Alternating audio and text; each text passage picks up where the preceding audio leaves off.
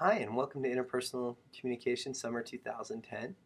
Just wanted to start off by saying hopefully everything is going well for you in the first two chapters. This is the chapter 3 video, so you've probably been through a couple of these so far. And if you have any questions, anything that you run into that's not making sense with the assignments, just let me know.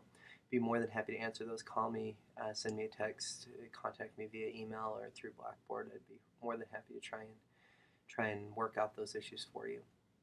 Today's video is on perception, and this one is one that I think is very interesting. I try and keep these videos about 3 minutes or less, so you don't bore of seeing me and hearing my voice. But this one is a struggle to keep it at that because there's so much that goes into perception.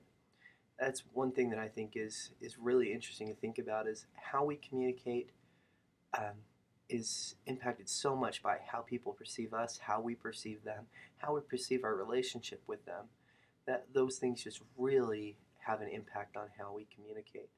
And I think that perception is one of the most or the least understood principles of communication, and one that has the most impact. And a lot of times we develop perceptions from things that have happened in our lives, experiences that we've had, people that we've known, and those perceptions might be valid or they might not.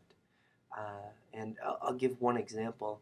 I grew up in Alaska, and I remember every time that I came to Utah or to somewhere else in the country from Alaska to visit, I'd be asked by so many people, children and adults, it didn't matter, if I lived in an igloo.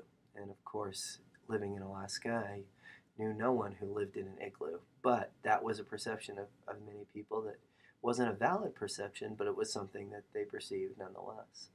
As you go through this chapter, I think it's important to realize how much perception really does impact communication. The idea of a perception check is one that's addressed in here and addressed in one of our discussion topics.